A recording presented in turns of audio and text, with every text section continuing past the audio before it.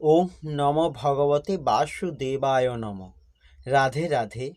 গীতার মূল্যায়নের আজকের ভিডিও অন্তরের শান্তি খুঁজছেন। শ্রীমদ্ ভগবদ্ গীতার ৪র্থ অধ্যায়ের ২৯ নম্বর শ্লোক থেকে জানব। শ্রীমদ্ ভগবদ্ গীতার ৪র্থ অধ্যায়ের ২৯ নম্বর শ্লোক সংস্কৃতে বলা হয়েছে, অপানে জুহুতি প্রাণং প্রাণেহ প্রাণং তথা পরে প্রাণা প্রাণ গতিরুদ্ধা প্রাণায়াম পরায়ণা অপরে নিয়তাহারা প্রাণান প্রাণেষু জুহুতি। এই শ্লোকের অনুবাদ হল, আর যারা প্রাণায়াম চর্চায় আগ্রহী তারা অপান বায়ুকে প্রাণবায়ুতে এবং প্রাণবায়ুকে অপান বায়ুতে আহুতি দিয়ে অবশেষে প্রাণ ও অপান বায়ুর গতিরোধ করে সমাধিস্থ হন। কেউ আবার আহার সংযম করে প্রাণবায়ুকে প্রাণবায়ুতেই আহুতি দেন। এই শ্লোকের তাৎপর্য হল, যোগের এই পদ্ধতিতে নিঃশ্বাস প্রশ্বাস নিয়ন্ত্রণের প্রণালীকে বলা হয় প্রাণায়াম এবং প্রাথমিক স্তরে হঠযোগে বিভিন্ন প্রকার আসন প্রণালী অভ্যাস করার মাধ্যমে এই প্রাণায়ামের অনুশীলন করা হয়। ইন্দ্রিয়গুলিকে দমন করে পারমার্থিক উন্নতি সাধন করবার জন্য এই সমস্ত পদ্ধতির বিধান দেওয়া হয়েছে। এই সমস্ত ক্রিয়া অনুশীলন করার ফলে দেহস্থিত বায়ুকে নিয়ন্ত্রিত করে বিপরীত দিকে চালিত করা হয়। অপান বায়ুর গতি নিম্নমুখী এবং প্রাণবায়ুর গতি ঊর্ধ্বমুখী। প্রাণায়াম অনুশীলনের মাধ্যমে যোগী এই দুই বায়ুকে বিপরীত মুখে চালিত করে তাদের বেগকে দমন করেন এবং পূরকের মাধ্যমে তাদের ভারসাম্য রক্ষা করেন। এইভাবে নিঃশ্বাসকে যখন প্রশ্বাসে অর্পণ করা হয় তখন তাকে বলা হয় রেচক। দুটি বায়ুর গতিকে যখন স্থির করা হয় তখন তাকে বলা হয় কুম্ভক। এই কুম্ভক অনুশীলনের ফলে যোগীরা পারমার্থিক উপলব্ধির পূর্ণতা লাভের উদ্দেশ্যে তাদের আয়ু বৃদ্ধি করতে পারেন। প্রবুদ্ধ যোগী এক জন্মেই পারমার্থিক উপলব্ধির চরম পূর্ণতা লাভ করতে চান, পরবর্তী জন্মের জন্য প্রতীক্ষা করতে ইচ্ছা করে না। কুম্ভক যোগ সাধনার মাধ্যমে যোগীরা বহু বহু বছর আয়ু বৃদ্ধি করে নিতে পারেন, কিন্তু ভক্তিযোগে নিত্যযুক্ত কৃষ্ণ ভক্ত অপ্রাকৃত ভগবত প্রেমে মগ্ন থাকার ফলে অনায়াসে তাদের ইন্দ্রিয়গুলিকে দমন করতে সক্ষম হন। তার ইন্দ্রিয়গুলি সর্বক্ষণ ভগবানের সেবায় নিয়োজিত থাকেন, তাই তিনি অন্য কোনো বিষয়ে প্রবৃত্ত হন না। সুতরাং জীবনের শেষে তিনি অনায়াসে ভগবান শ্রীকৃষ্ণের চিন্ময় স্তরে প্রবেশ করেন। বিভিন্ন যোগক্রিয়ার মাধ্যমে তার আয়ুকে বর্ধিত করে বহুদিন এই জড়জগতে বাস করার কোনো চেষ্টাই তিনি করেন না। অচিরেই তিনি চিন্ময় স্তরে উন্নীত হন। সেই সম্বন্ধে ভগবদ্গীতায় বলা হয়েছে, যিনি ভগবানের প্রতি শুদ্ধ ভক্তিমূলক সেবায় নিয়োজিত থাকেন তিনি জড় প্রকৃতির গুণগুলিকে অতিক্রম করেন এবং অচিরেই চিন্ময় স্তরে উন্নীত হন।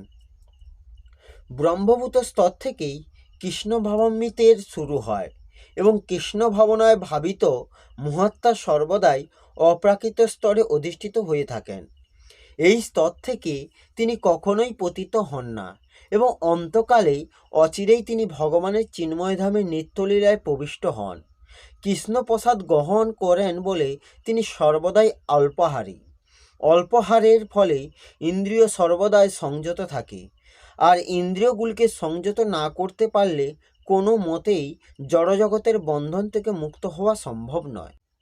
এই শ্লোকের ব্যাখ্যা হল, অপানে জুহুতি প্রাণং প্রাণেহ প্রাণং তথা পরে প্রাণা প্রাণ গতিরুদ্ধা প্রাণায়াম পরায়ণা। অর্থাৎ প্রাণের স্থান হৃদয়ে অর্থাৎ উপরে এবং অপানের স্থান হল গুহ্যে নিচে। শ্বাস ছাড়ার সময় বায়ুর গতির উপর দিকে এবং শ্বাস নেবার সময় বায়ুর গতি নিচের দিকে হয়ে থাকে। সেই জন্য শ্বাস ত্যাগ করা হলো প্রাণ এর কাজ এবং শ্বাসকে ভিতরে নেওয়া হলো অপানের কাজ। যোগীগণ প্রথমে বাইরের বায়ু বাম নাসিকা দ্বারা ভেতরে টেনে নেন এই বায়ু হৃদয়ে অবস্থিত প্রাণবায়ুর সঙ্গে করে নাভি থেকে স্বাভাবিকভাবে অপানে লীন হয়ে যায়। একেই বলা হয় পূরক।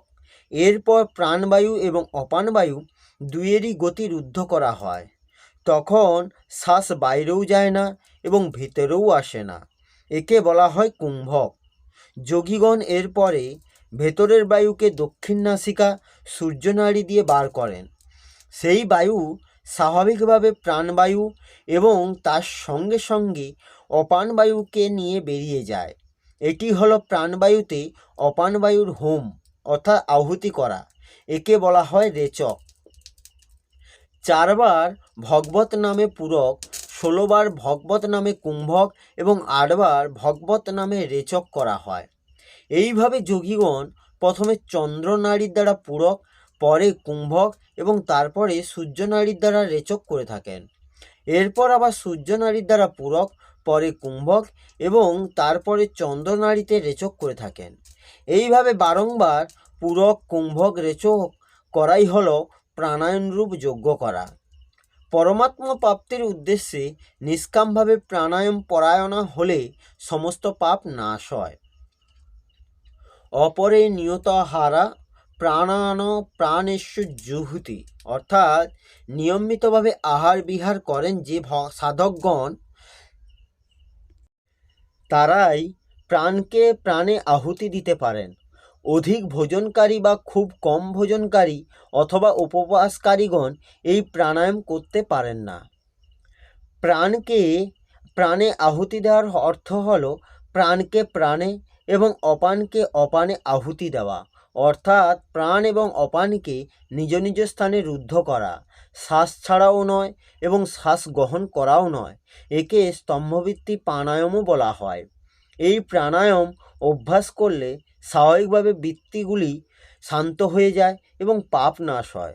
শুধু পরমাত্মা প্রাপ্তির উদ্দেশ্য নিয়ে প্রাণায়াম করলে অন্তঃকরণ নির্মল হয় এবং পরমাত্মা প্রাপ্তি হয়।